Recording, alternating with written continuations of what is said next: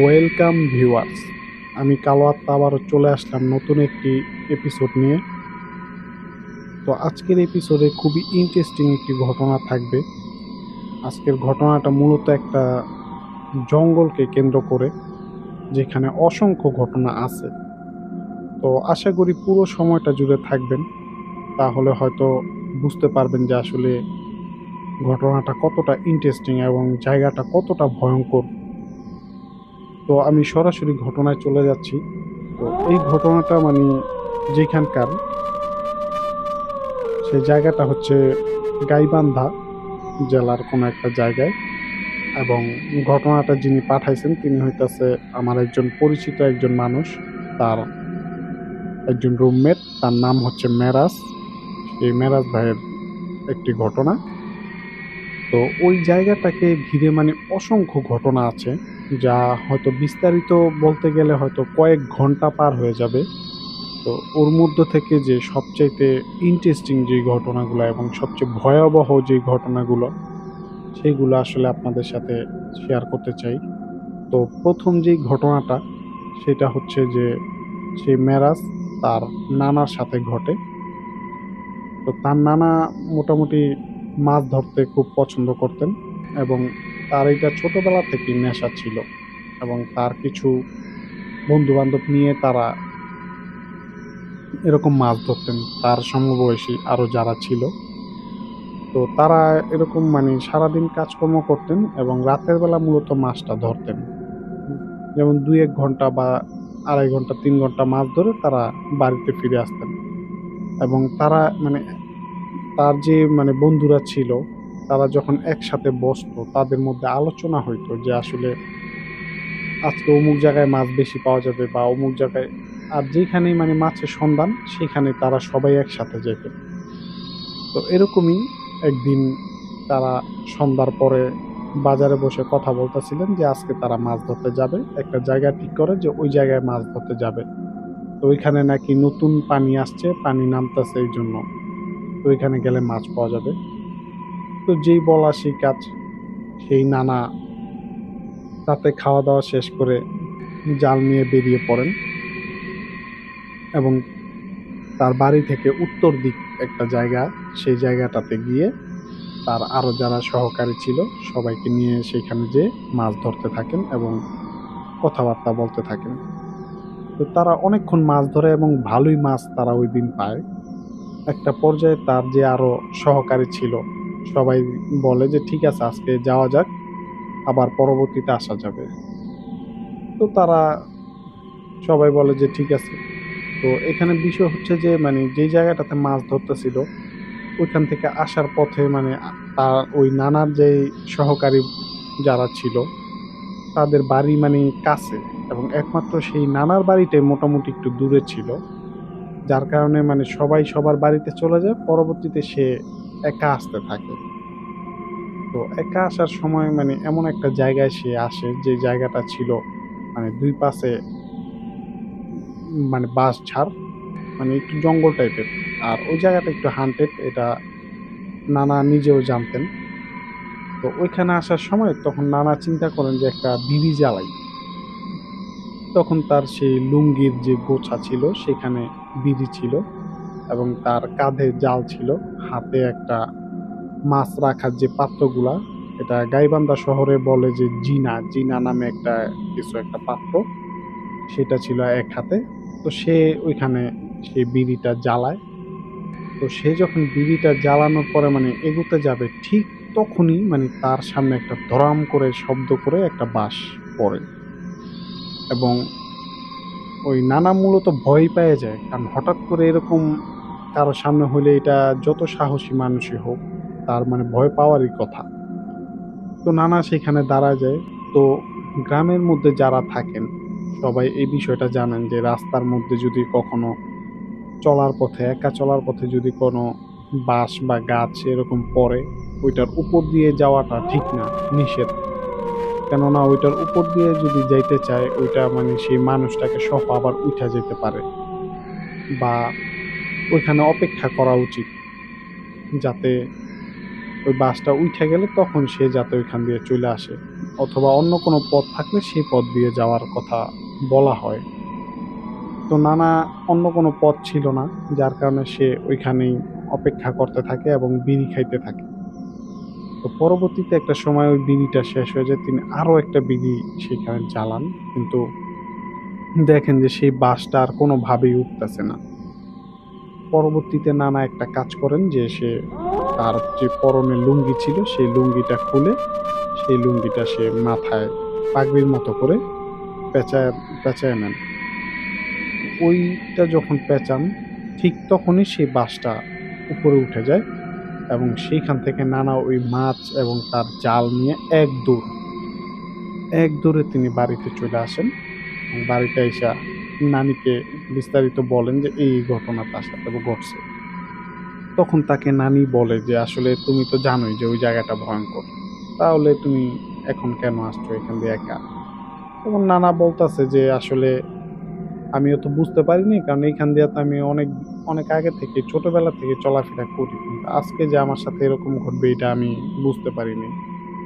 আর এখানে সবচেয়ে ভয়ের ব্যাপার হচ্ছে যে নানার হাতে যে একটা হারিকেন ছিল, তো হারিকেনটার মানে তেল প্রায় শেষের দিকে ছিল, নিভু হয়ে গেছিল। যার কারণে সে মানি হয়তো এরকম জিনিসটার কবলে পড়ছে। কারণ তিনি বিশ্বাস করতেন যে আগুন কাছে থাকলে এরকম ভয়ংকর কিছু আসে না। তখন তিনি মানে এটা বলেন। তো যাই হোক এই ঘটনা গেল। তো ওই যেই জায়গাটায় নানা ভয় পাইছিল, ওই জায়গাটাকে মানে ঘিরেই আজকের যেই স্টোরিটা, মানে আজকের যে এপিসোডটা, তো ওই জায়গাটা কিন্তু এতটাই ভয়ংকর যে ওই জায়গায় রাতের বেলা তো কেউ যায় না এবং ওই এলাকার আশেপাশের মানে আরো ২-১ গ্রামের মানুষও সেই জঙ্গলটা সম্পর্কে মানে জানে যে আসলে এখানে অনেক ধরনের ভয়ংকর ঘটনা ঘটে থাকে। তো সেই জঙ্গলটারই মানে পার হইলে কিছু দূর গেলে একটা বাড়ি আছে। তো সেই বাড়িটা আবার একটু পরিচিত বাড়ি ওই গ্রামের মধ্যে সবার কাছে। মানে বিশেষ করে ওই বাড়িতে যেই লোকটা ছিল, ওইটা ছিল মেম্বার ওই গ্রামের এবং ওই বাড়িটাকে মেম্বার বাড়ি বলতো। তো সেই মেম্বার আর গাইবান্ধায় যে গ্রামটা ছিল ওই এরিয়াতে একটা মানে হাট বসতো সপ্তাহে ২ দিন। মঙ্গলবার এবং শুক্রবার এরকম হবে। তো ২ দিন সেখানে হাট বসতো। তো সেই মেম্বার সে সেই হাট থেকে আসতেছিল বাড়িতে। তো সে হাট থেকে আসার পথে যখন ওই জায়গাটাতে আসেন, সেই বাঁশঝাড়ের যে জায়গাটা মাঝামাঝি সেখানে আসেন। তিনি দেখতে পান যে একটা ছোট ছাগলের বাচ্চা, এই যে যেমন কয়েকদিন হইছে এরকম একটা ছাগলের বাচ্চা সেখানে লাফালাফি করতেছে। তখন সেই মেম্বার বলে যে আসলে এই ছাগলের বাচ্চাটা কোত্থেকে আসলো এত রাতে। তো ওইখানে আবার ওই জঙ্গলটাতে মানে জঙ্গলের যে রাস্তাটা ওই জঙ্গলটার যে এরিয়াটা মানে অনেকখানি জায়গায় কোনো বসত বাড়ি নাই। তবে আবার আছে বলতে মানে ওই জঙ্গলটা যেখান থেকে শুরু সেখানে একটা বাড়ি আছে। আবার ওই জঙ্গলটার যে শেষ প্রান্ত সেখানে আবার ওই মেম্বারদের বাড়ি। তো তিনি হয়তো ভাবলেন যে ওই বাড়ির ছাগল হয়তো এখানে আসছে। তো তিনি একটা কাজ করলেন যে এত রাতে ওদেরকে আর ডাকার দরকার নাই। আমি সাথে করে নিয়ে যাই ছাগলের বাচ্চাটাকে, সকালে পরে দিয়ে দিবনে। তো তার উদ্দেশ্য ছিল যে আসলে এখানে ছাগলটা থাকলে হয়তো কোনো শেয়াল-টেয়াল বা অন্য কোনো প্রাণী এই ছাগলটার উপর আক্রমণ করতে পারে বা কুকুর। যার কারণে সে ছাগলটাকে কাঁধে তুইলা নেয়। তো সে যখন কাঁধে নেয়, তো তিনি কয়েক কদম যখন হাঁটেন, হাঁটার পর হঠাৎ তার মনে হইতেছে যে ছাগলটা ভারী হয়ে যাইতেছে। আর যেহেতু ছোট্ট একটা ছাগল হয়তোবা ৭-৮ কেজি ওজন হইতে পারে। কিন্তু তার কাছে মনে হইতেছে এটা ১৫ থেকে ২০ কেজি ওজন হবে। এরকম তার মনে হইতেছে। তো যাই হোক একটা পর্যায়ে তার মানে প্রস্রাব চাপে। তখন তিনি সেই ছাগলের বাচ্চাটাকে কাঁধ থেকে নামান। নামায় একটা পাশে দাঁড়া করায় রেখে তিনি প্রস্রাব করতে থাকেন। কিন্তু এখানে সবচেয়ে ভয়ের ব্যাপার হইতেছে তিনি প্রস্রাব করতেছিলেন এবং ছাগলটাকেও তার পাশেই ছিল দেখতেছিলেন। তো হঠাৎ প্রস্রাব যখন তার শেষ হয়, সেখান থেকে যখন তিনি উঠে দাঁড়ান, উঠে দাঁড়িয়ে দেখেন যে আসলে ছাগলটা সেখানে নাই।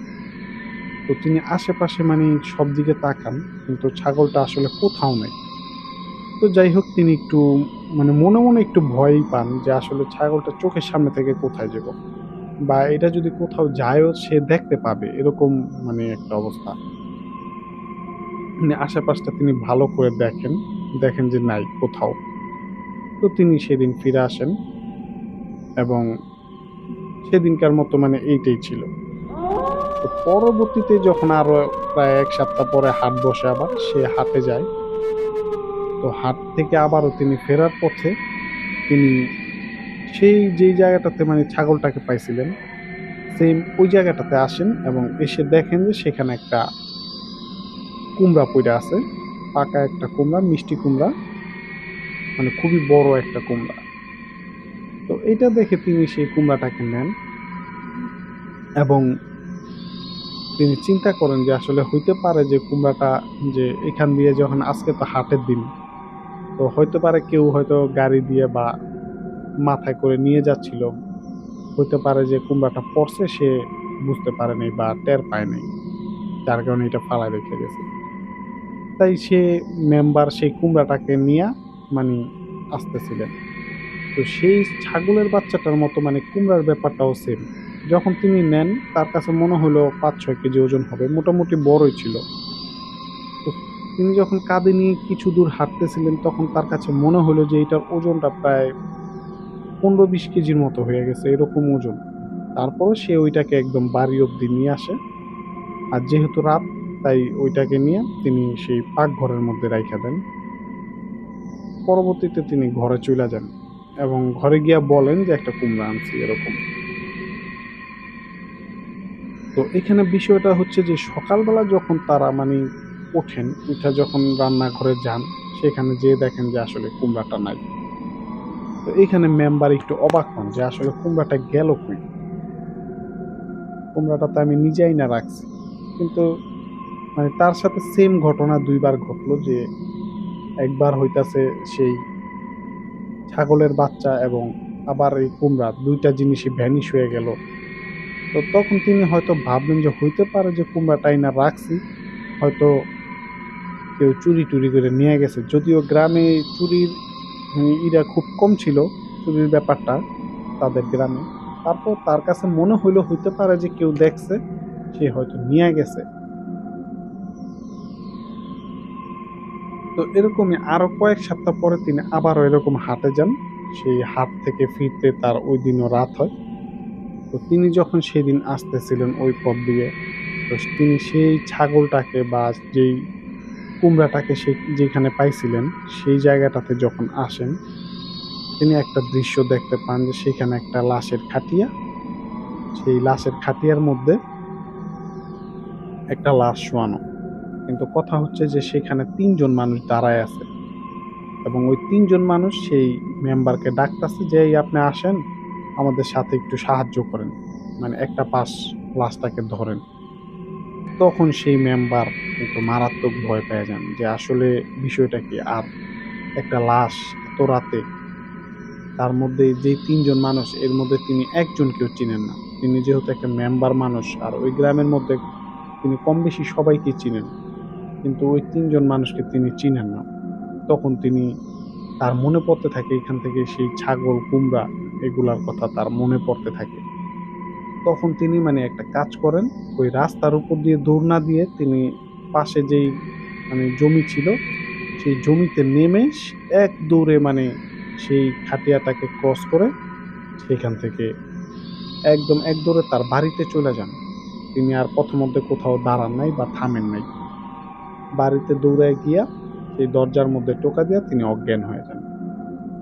পরবর্তীতে সবাই আসে, বের হয়ে আইসা তাকে উঠায় এবং মাথায় পানি দেয়, চোখে মুখে পানি দেয়। পরবর্তীতে তার জ্ঞান ফিরে। তখন সে তাদেরকে বিস্তারিত বলে যে, "আমি একটা লাশ দেখছি এরকম খাটিয়া।" এবং পরবর্তীতে আরো অনেক মানুষ সেখানে যায় কিন্তু সেখানে যেয়ে তারা আর ওরকম কিছু একটা দেখে নাই। তার পরের দিন থেকে সেই মেম্বার তার মানে জ্বর উইঠা যায় এবং তার জ্বরটা মানে অনেক বেশি হয়ে যায়। তখন তাকে ডাক্তার দেখানো হয়, কবিরাজ দেখানো হয়। একটা কবিরাজ বলে যে, "আপনি এরকম, এরকম ভয় পাইছেন, কুমড়া নিছেন।" তখন বলে যে, "না, ওই কুমড়াটাও কোনো ভালো জিনিস ছিল না এবং সেই ছাগলটাও একটা ভালো জিনিস ছিল না এবং যে লাশের খাটিয়া দেখছেন ওইটাও তেমন ভালো কিছু ছিল না। এটা খুবই ভয়ংকর ছিল এবং আপনাকে টার্গেট করা হয়েছিল যার কারণে এরকম বারবার আপনার সাথে দেখা দিছে। তো পরবর্তীতে একটা সময় সেই মেম্বার মানে তিনি ফর্সা ছিলেন অনেক এবং তার মানে মুখমণ্ডলগুলা একদম আস্তে, আস্তে কালো হইতে থাকে। কালো হইতে, হইতে একটা পর্যায়ে মানে তার এমন কালো হয়ে যায় তার সারা শরীর কালো হয়ে যায়। মানে তাকে দেখলে কেউ মানে চিনতে পারতেছিল না। এরকম একটা অবস্থা। পরবর্তীতে সেই মেম্বারটা মারা যায়।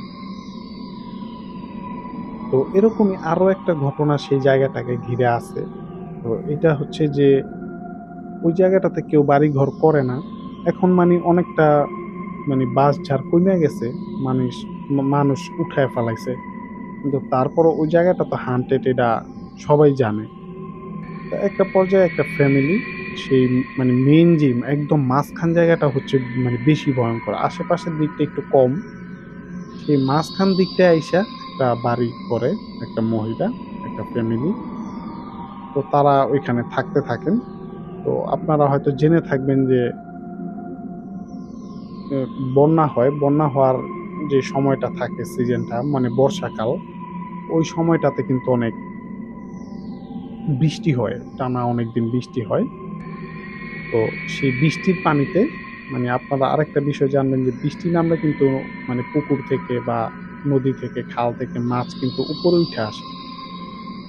তো এরকমই সেই বাড়িটা করেন। সেখানে একটা মহিলা থাকেন। তার ২ টা বাচ্চা আছে। তো তিনি এরকমই হঠাৎ দেখতে পান যে তাদের উঠানে একটা টাকি মাছ মানে মোটামুটি ভালোই বড় হবে এরকম একটা টাকি মাছ সে তাদের উঠানে লাফালাফি করতেছে। তখন তিনি সেই মাছটাকে ধরেন এবং ধরে তিনি ঘরে নিয়ে আসেন। তো ওই মাছটাকে পরে পরিষ্কার করে তিনি পোড়া দেন। পোড়া দিয়ে ভর্তা বানায় খাইছিলেন এবং মাছটা খেয়ে তিনি অনেক মজা পাইছিলেন। তো পরবর্তীতে যাই হোক মাছটা খাইছেন এরকম। কিন্তু তিনি কিন্তু ছিলেন তখন মানে কনসেপ্ট করছিলেন। তিনি প্রায় ৩ মাস হইছিল। তার সন্তান সম্ভবা ছিল গর্ভবতী। তো তিনি যে মানে ৩ মাস হইছে হঠাৎ একদিন তার সেই বেবিটা নষ্ট হয়ে যায়। তো যাই হোক তিনি জিনিসটা স্বাভাবিকভাবে নেন যে হইতেই পারে নষ্ট। ঠিক তার ২-৩ মাস পরে তিনি আবারও কনসেপ্ট করেন। কিন্তু এবারও তার সেই বেবিটা নষ্ট হয়ে যায় এবং আবার ২-৩ মাস পরে তিনি আবারও কনসেপ্ট করেন। কিন্তু তখনও এই বেবিটা আবার নষ্ট হয়ে যায়। তখন তার মধ্যে মানে একটা খটকা লাগে। তিনি তখন ডাক্তার দেখায়। তো ডাক্তার বলে যে আপনার চলাফেরা হয়তো কোনো দিকে খুঁত ছিল। যার কারণে হয়তো এরকমটা হইছে। মানে তাকে মানে ডাক্তার যেভাবে সাজেশন দেয় ওইভাবে তাকে সাজেশন দিতে থাকে। তো পরবর্তীতে তিনি একটা কবিরাজের কাছে যান এবং বিস্তারিত বলেন যে এরকম তার ২-৩ টা বাচ্চা নষ্ট হয়ে গেছে। পরবর্তীতে সেই কবিরাজ বলে যে আসলে আপনি কি একটা টাকি মাছ খাইছিলেন? উঠানে পাইছিলেন? তো ওই মহিলা বলে যে হ্যাঁ খাইছি। এটা তো অনেক আগে তো কি হইছে? এটা তো অনেক আগের ঘটনা। তখন সে বলে যে আসলে আপনি যেটা খাইছেন ওইটা আসলে কোনো টাকি মাছ ছিল না, ওইটা একটা খারাপ কিছু ছিল। আর ওই জিনিসটা আপনি খাইয়া ফেলাইছেন যেহেতু ওই জিনিসটা মানে এখন আপনার শরীরের ভিতরে ঢুকে গেছে। আর ওই জিনিসটাই আপনার এই বেবি গুলাকে নষ্ট করতাছে বা খাইয়া ফেলাইতাছে এরকম কিছু একটা বলে। কিন্তু ওই মহিলা তো তখন খুবই মারাত্মক ভয় পেয়ে যায়। আরে আমার ভেতরে ঢুকে গেছে এখন আমি কি করব? যাই হোক একটা পর্যায়ে ওই মহিলাটা মানে আস্তে, আস্তে অসুস্থ হইতে থাকে এবং তাকে অনেক চিকিৎসা করানো হয় এবং সেই কবিরাজটার মাধ্যমেও চেষ্টা করা হয়। কিন্তু কবিরাজটা বলে যে আসলে এটা আপনার শরীরের সাথে মিশে গেছে। এখন এইটাকে বের করাটা অনেক কষ্টকর। এখন আমি চেষ্টা করে দেখতে পারি যে আমি পারবো কিনা। কিন্তু আমি সিউর দিতে পারি না যে এটাকে আমি বের করতে পারবো এরকম। তখন সেই মহিলাটা বলে যে আপনি যেভাবে হোক বের করেন। কিন্তু ওই মহিলাটা এদিকে মানে দিন, দিন মানে অসুস্থ বাড়তেই থাকে তার। মানে এরকম একটা পর্যায়ে চইলা যায় যে সে একটা সময় তার শরীরে মানে রক্ত উৎপন্ন বন্ধ হয়ে যায় এবং ডাক্তার মানে এত পরীক্ষা নিরীক্ষা করে তারা মানে কিছুতেই কিছু করতে পারতেছিল না। তারা বলে যে আপনার শরীরে রক্ত উৎপন্ন হইতাছে এবং তার শরীরে রক্ত থাকতেছে না, দিন দিন তার শরীর থেকে রক্ত কমতে থাকে। তখন ডাক্তার বলে যে আপনার হয়তো মানে রোগটা হয়তো বিশাল বড় একটা রোগ হয়ে গেছে, যার কারণে এরকমটা হইতাছে। অথচ সেই কবিরাজ বলে যে আসলে এটা তো তোমার শরীরের সাথে মিশাইছে, এইটাই তোমার রক্তগুলা সে শুইসা শুইসা খাইতাছে ভেতর থেকে। এবং কবিরাজ ওইখানে চিকিৎসা দিতে থাকে এবং তার শরীরে মানে কিছুদিন পর পর মানে রক্ত দেওয়া হতো। এখন একটা গ্রামের একটা পরিবার তারা হয়তো কতটুকুই বা এরকম করতে পারবে যে তার শরীরে মানে এত রক্ত দেওয়াটা তো এটা বিশাল ব্যয়বহুল একটা বিষয়। তো এরকম চলতে চলতে একটা সময় সেই মহিলাটা হসপিটালে ভর্তি থাকা অবস্থাতে পরে একটা সময় সে মারা যায়। তো এরকম অনেক ঘটনা সেই জায়গাটাকে ঘিরে আছে। তার মধ্যে থেকে সে উল্লেখযোগ্য এই কয়েকটা ঘটনা আপনাদের সাথে শেয়ার করলাম। কিন্তু ওই জায়গাটা এখনো আছে, কিন্তু জঙ্গল অনেকটা কমে গেছে। কিন্তু কমলেও মানে ওই জায়গাটা এখনো কিন্তু অনেকটা ভয়ংকর। হয়তো অনেকে এতক্ষণে হয়তো বুঝতে পারছেন যে যারা গাইবান্ধায় থাকেন তারা হয়তো জানেন ওই জায়গাটা সম্পর্কে। তো ভিউয়ার্স, এই ছিল ঘটনা। তো ঘটনাটা যদি আপনাদের ভালো লেগে থাকে তাহলে লাইক, কমেন্ট ও শেয়ার করুন এবং আমাদের কালো আত্মা ইউটিউব চ্যানেলটি সাবস্ক্রাইব করতে ভুলবেন না। পাশাপাশি আপনি যদি ফেসবুক থেকে দেখে থাকেন আমাদের এই ঘটনাগুলো, তাহলে অবশ্যই আমাদের পেজটিতে একটা ফলো দিবেন। সো ধন্যবাদ, ভালো থাকবেন।